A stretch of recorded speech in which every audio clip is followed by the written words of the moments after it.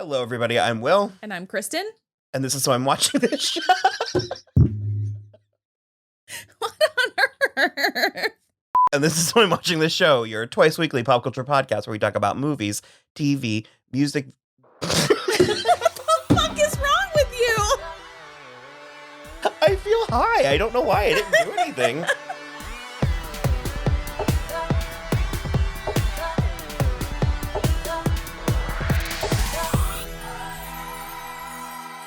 Hello, everybody. I'm Will. And I'm Kristen. And this is So I'm Watching This Show, your twice weekly pop culture podcast where we talk about movies, TV, music, and video game adaptations. Mortal Kombat! It just gets more every time. Yeah. I'm like, ah! I feel like one of those, like the videos of like somebody riding a roller coaster and like absolutely losing their shit about it. Mortal Kombat! Oh, yeah. So we just watched the reboot, 2021 Mortal Kombat after watching the old ones a couple days ago. Spoilers from here on out. Yeah. What did you think? Overall, this was like 100% better crafted than the other ones. I mean, I agree. Well, absolutely. But the effects were better. The acting was better. Even the dialogue was better. Well, I keep wanting to be like, it was the 90s. And I'm like, there are legitimately good and timeless movies from the 90s. Yeah. But that's just so wild how, like, the thing a decade can have, like, a feeling. Yeah. Okay, here is the thing. The original Mortal Kombat movies were, like, B movies. They made them like they were B movies. And so they are very special to a very specific group of people. This movie is for people who like action movies. It's MCU. Way broader in that way. And it is still for the people who really liked the old ones and the video game. But this is like, anybody could watch this and it'd be fine. I fucking loved this. Yeah, it was a lot of fun. I'm coming at this from a very specific angle because I have a limited understanding. I was talking like I know. If anyone's new, when I was a kid, I collected mythologies. I loved Greek mythology. I loved fantasy. And so any way that I could, relate to other kids, particularly boys, I would find a few things. Like when I was watching X-Men, I was like, Storm, got it. I can like play along. Yeah. And so Mortal Kombat was one of the few things where it was like, I glommed onto a few characteristics from it and I rode those into the ground. And so like when Melina showed up, I was like, got this. Cool. I was like, she's Katana's evil twin sister. She's a genetic experiment and her mouth gets weird. Yeah. But like some of the others, I was like, I'm sorry, what now? So that is the thing. It's like, because I don't have an affinity for this video game and because I like generally don't care to gain an affinity for the video game, it was a lot of just like, that guy hit that guy and I don't. That's all I need. There was a lot of, who's the hot guy? Wait, which hot guy? Which hot Asian guy in the movie? And it's just like littered with hot Asian guys. So, but like, it was really great for me because I did have that entry point. So if I hadn't, I probably would have felt very overwhelmed. Okay. Because we got a lot of names. I thought everything about the production was great. Yeah. I think there could have been stronger stylistic flourishes here and there. Sure. Well, even Will specifically was like, Sub-Zero's outfit is blue and it's like black in this. And I mean, like you could have just like put some ice blue in If I didn't know who so many of them were, they might have all just blurred together. They kind of still just blurred together. But because I knew who a lot of them were, it was easier for me to keep to tell them apart. So then for me as a novice, they still all blurred together. There was absolutely just a bunch of dudes fighting. There was absolutely nothing cheap about this movie. No. However, its budget was specific. Reasonable. Well, yeah, because that's one of the reasons why some of it just kind of blended together. If they had a bit more money to go like I really love Natara.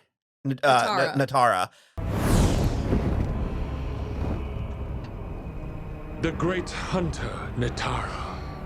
She is beautiful, isn't she? Yeah, that screech is a real turn-on. She was so cool. Very cool. She was in 43 seconds of the movie. Yeah. My guess is that's all they had in the budget. Probably for the flying and the wings and stuff. The movie turned into Van Helsing for like 3 minutes. Yeah. And I fucking, that was that I loved, but I kept finding it borderline derivative, but not quite. Like, I was just like, oh, cool, Van Helsing. Oh, cool, Kill Bill. Like, oh, cool. Yeah. Like, it just kind of kept doing these other things that I've almost seen somewhere else, but. Well, that is the thing we always say, where it's like, it's not stealing if you steal from a lot of different places. If you steal from one thing, you're a thief. Yeah. If you steal from everything, you're a genius. Yeah. But yeah, some of the designs, like even the temple, like it was great. It could have been a little bit more. I wouldn't hate a little bit more in what I hope is an inevitable sequel. They really did set up Johnny Cage. And that's another thing that unfortunately is a side effect of Mortal Kombat, is if you come in with 12 characters, 6 are leaving. Yeah. And so there's a part of me that feels like I did the work investing in these people to have them taken from me. I'm not thrilled about the prospect of a sequel that doesn't have Kano or Melina or Goro. There's nothing to say it would, I guess, apparently go against the, like, lore of the video game, but I feel like there's nothing that says we can't, like, bring them back from, you know. That's what I'm hoping, if any of them are particularly well, like Kano. I mean, he's very funny. He's the breakout star, I would say, of the Josh Lawson. That's his name. Yeah. I'm a fan. He has a very amusing recurring character on Superstore if you want a total tonal shift. Yeah. And I mean, like, his attitude is the same. No, that's true. But he's just like a totally inept pharmacist. And kind of sleazy. Cloud9, yeah. But no, he was a lot of fun, and he really skirted the line, but didn't cross it for me. And I mean, the handful of, like, the spitting in the gnome's hand, for starters, hilarious, disgusting, and pays off. Full circle. So it was sort of like, it sort of felt like the movie knew what they had in him and then just piled it on. Where there was a point where we were like 15 minutes into his stuff, and I was like, okay. He had all the jokes. I was like, that's enough. Yeah. Sprinkle them around everyone else. Because, like, Cole and Liu Kang were just, like, deadly serious. And so it was like, I wish they could have got some jokes too. Will didn't love Cole and his family. They were apparently created for the movie. Yeah. They're, like, not in the lore. I was doing that thing where handsome. So I loved Louis Tan. It's very handsome. And he had what I used to call, like, the Luke Skywalker effect, where he's just handsome lead that just goes through the motions. Handsome, good guy lead. Yeah. So hero's journey. As long as everyone else around him was interesting, it's fine. Everyone else around him was competent. Sonya Blade, I think, I liked her. Leaving aside just the nostalgia and, like, fun of Bridget Wilson Sampras, this is the best Sonya. I'm Sonya. For me, this is the best, like, perfect amount of chip on her shoulder, perfect amount of, like, badass lady. Well, I was gonna say she's a character type that is apparently quintessential to to these properties, which is what we call, like, a French braid with a bad attitude, with, like, a chip on her shoulder. And she was close to that, but I liked her, and I couldn't remember if Sonya had powers, and I, like, asked Will, and he was like, not really. He was like, she gets, like, a light beam or something, and sure enough.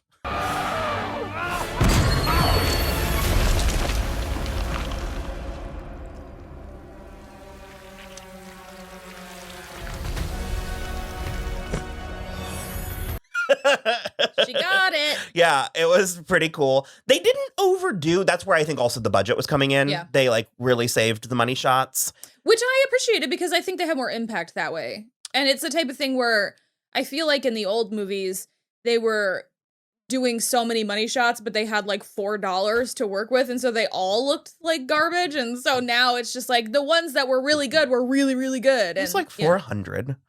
Yeah. I liked Jax. I liked Mikad Brooks. You were thrown for a loop by the mustache.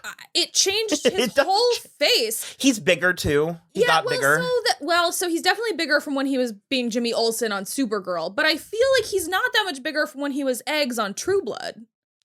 Because he was so fit on True Blood. I mean, he was fit. He was big. Was he not? Here. Okay, maybe that's it. It like everything about it changed his whole face, and I found it less attractive. Well, I was like, and this is because I had a childhood friend whose dad was a cop and looked like that. He looked just like But I was like, the mustache made him look just like a cop. Just like a cop. I would also like to clarify, he is still one of the most attractive men I've ever seen. It just was like, I had such a fondness for, Eggs from True Blood and Jimmy Olsen from Supergirl that I was looking at him and I was like, that's not who you are right now. I didn't love him at first. He was tackling the material like a well-done steak. Yeah. We can take him out together. You want your family on a fucking slab in the morgue? In a way that, I mean, that again comes with the territory of the character feels like that. But I really liked his arms. I liked his losing them.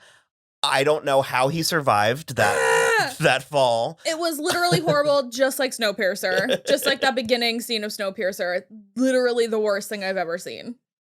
Just like totally frozen like liquid nitrogen and then like blunt force trauma'd off his body. It's what I want. I want gods and monsters. And it was a lot of fun. And weird. I loved the violence. But okay, so his arcana, I feel like most people are going to be like, oh, he's got like mechanical arms because that's what it is. Yeah. But the implication of this movie is that his power is hardware updates. Yeah.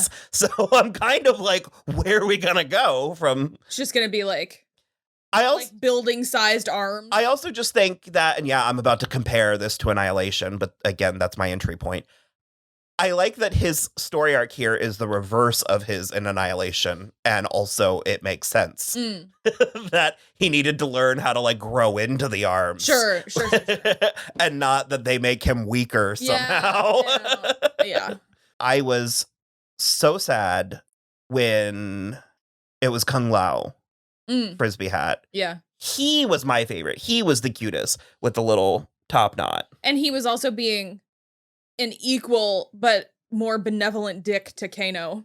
That scene was so good. It was so good. Because that's one of the elephants in the room with these types of movies and properties is like, how are we going to handle the toxic masculinity of it all? Yeah. And I really appreciated that they straight acknowledged and that like which is obvious, which is to be expected, but the trainers were like, you're being glib. You know what I mean? They were like, show some respect. Yeah. And I don't know, I liked him a lot. He came out of nowhere and there was a lot of like, what the fuck was that? Yeah, the like table saw thing was not my favorite thing, especially given who he killed with it. Wow. That bummed me out. The violence in this didn't faze me one iota because it's like Kill Bill. The whole thing is so heightened. It didn't. I mean, it was shocking, but I reacted from a place of joy. Or joy is a weird exhilaration. I get it. I would say it goes without saying that Kill Bill is a more well-crafted, like all around thing. So I don't know why that hit. But I mean, like, if they threw, like, if Ghostface threw a teenage girl into a table saw and scream, I would be nauseated. Yeah. Where in this, I was like, yeah! Like, it was very Spartacus. So I wasn't nauseated then. I was a little nauseated at the Goro stuff. The disembowelment. Well, they're just like entrails just like spilling out. That's no good for me. And I was like eating at the same time. that was a you problem. That was a mistake. Look, my fasting was over and it was time for me to eat. I got like so pumped I stood up. I was like the kid that gets excited, stands up in front of the screen. We're starting a lot of things, and like we're starting Shadow and Bone. Yeah. So and there's always sort of like I have to learn all this new mythos. I have to learn some lore, yeah. And I was glad to not have to do that here. Sure. I really wanted the decapitation with the spinal cord, and we did not get it.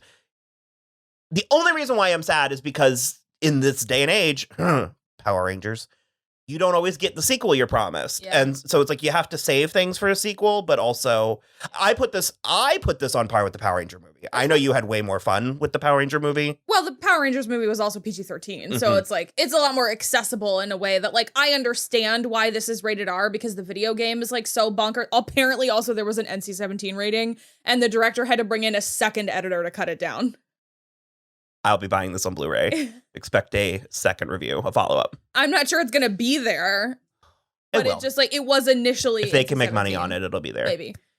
And it was because of like excessive violence. I loved Sub-Zero. Okay, so that's the thing. Because the Rotten Tomatoes consensus is, I think it's at a 55 now. It wasn't like a 59, and I was like, just give it a 60. Yeah. Just let it be. The consensus said it was good, but not that good.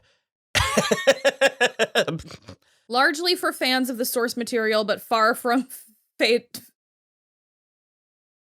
It's trying to make a pun, but it says fatal and then in parentheses ITY, so fatality, flawed.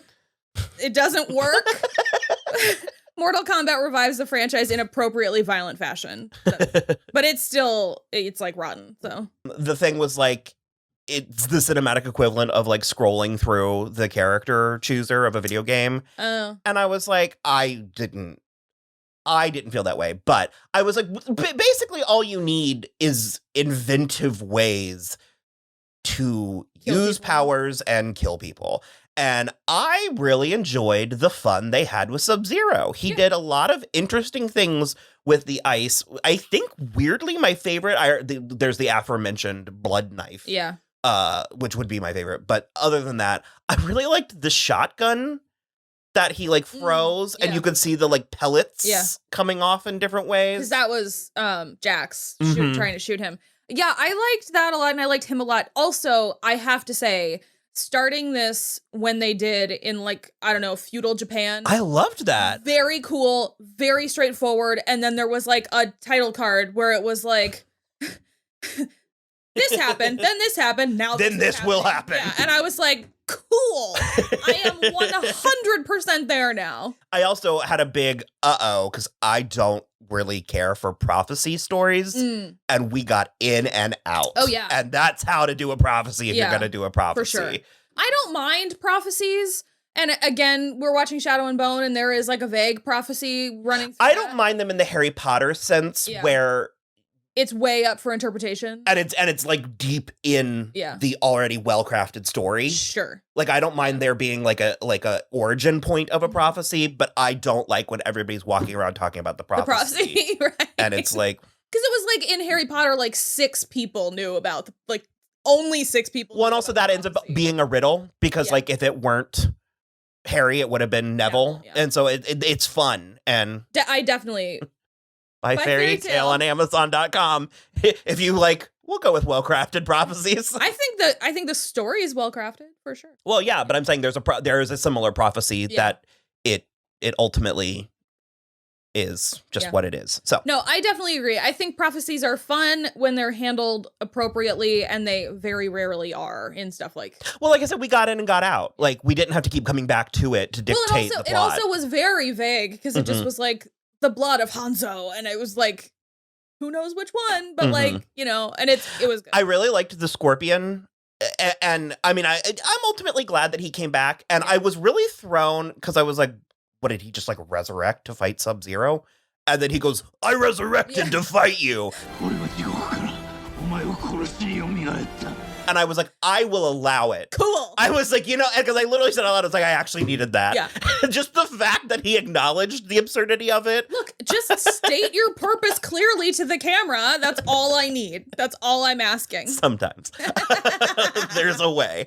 And I mean, I loved that he was like, you sentenced me to suffer in hell, but I learned to tame it. And I was like, oh. Yeah, jot that down. I'm gonna need that later. But I liked especially introducing us to this world with the grounded scorpion, like how he made it and all that. Yeah. Because I mean, as like rad as this thing was. Yeah, I mean, at first I was like, oh, that's a little bit of a bummer. And then I was like thinking about it more and I was like, no, it's cooler that it's like a weapon he wields as opposed to like, I said, it was a nod. Fucking creepy thing that explodes out of his hand. Reptile was really cool in this too. Yeah. I really liked that of fucking Sonya throwing the knives. And I love that little like roundhouse kick she did. Yeah. A lot of the flourishes in this felt more reasonable too. Where in the first one, it was like a cheerleading competition.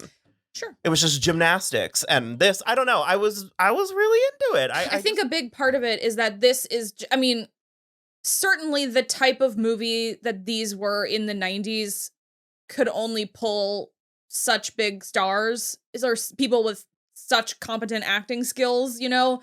And so it's like, Robin Shou was like, in my opinion, the best actor in I mean, he was like very in the character and he was there and it was like very good. But the rest of it was so campy. And in this one, I think they all were like, everybody was an equally gifted actor. And we're also, worked. I mean, as much as celebrities are very much still a thing, like the height of celebrity nowadays is like TikTok and reality Kardashians and stuff. So it's like the movie star is less a thing. Yeah. In a way that I'm actually okay with, because we still have movie star movies. Yeah. But in the 90s, you went to go, like, let's go see the new Brad Pitt movie. Right. You know what I mean? Regardless of what it was. Yeah. And now I'm like, I don't want to see that Brad Pitt movie. So his family, Cole Young's family. I liked the daughter. I liked both of them. The actress, she was charming enough. Yeah. She also didn't do anything. Very big, long-suffering wife energy, which is fine. She said something. She waited when Goro showed up. She waited minutes to be like, let's get out of here. Yeah, let's get in the car. But she was just like standing there watching. I was actually a little bit sad. Well, because we don't see Sub-Zero fridge them. Yeah.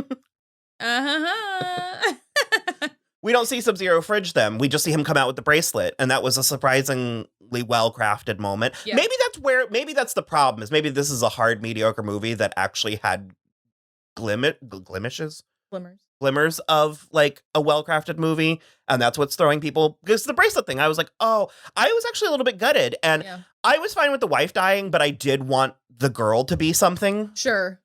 Because, I mean, she's his. She likely will be. Yeah.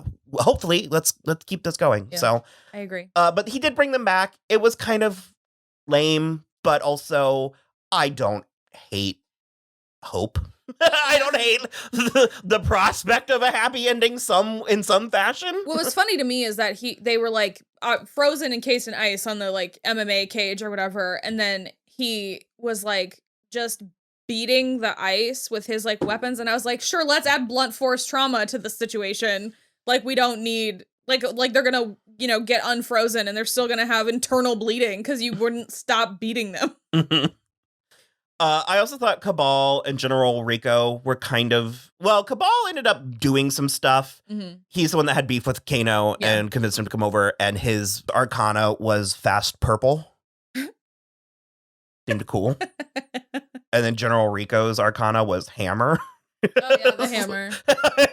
Those probably aren't Arcanas, but I don't know. It was, we needed red shirts. So that's true. That's super true. Raiden was cool. I actually loved the Emperor. I have a Halloween costume. Yeah. I want a golden pineapple crown. Yeah. He just had this little pineapple on his head. It was great. It means welcome. I literally almost put on my darkest purpley lipstick and then just smeared it across. Yeah. Why wouldn't you give me that? I'll do it for Halloween. Okay. I want her back. I want Melina back. Yeah, she was pretty cool. Because I want Katana. The fan was in there. Yeah. One would assume that was Katana's fan. Yeah. And I mean, if the lore from the first two movies are correct, she's like 10,000 years old. So she could be out there somewhere. But they're just like, they have a Nebula and Gamora thing that I would really like to see continue. Yeah. I also like, I being perfectly frank, would not hate if it was still Talisa Soto. She probably. She's still stunning. Let's get Musetta Vander while we can. Oh, so yeah, I think that's sufficient. I think it's probably more than people expected. Yeah. One thing I wanted to say, because I didn't say it in the other episode either, is I really like Liu Kang's kicking thing, where he just like flies up and goes feet first and then keeps kicking them for like 5 minutes across the thing. It's very funny.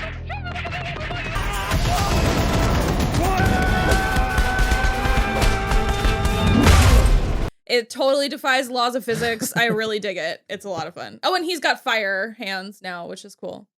Oh, he did the dragon. Yeah. Oh, and then, yeah, He did do the dragon. That's right.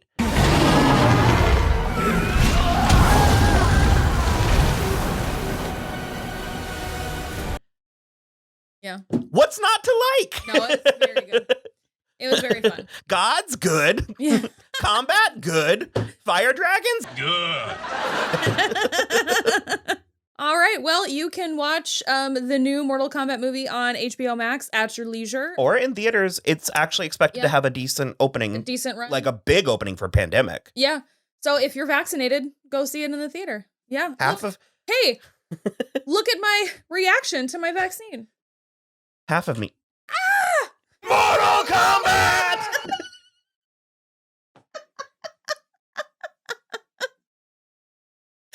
We both had the exact. Twist. This is one of our best episodes. All right, so you can follow us on Twitter at So I'm Watching or Instagram at So I'm Watching This Show.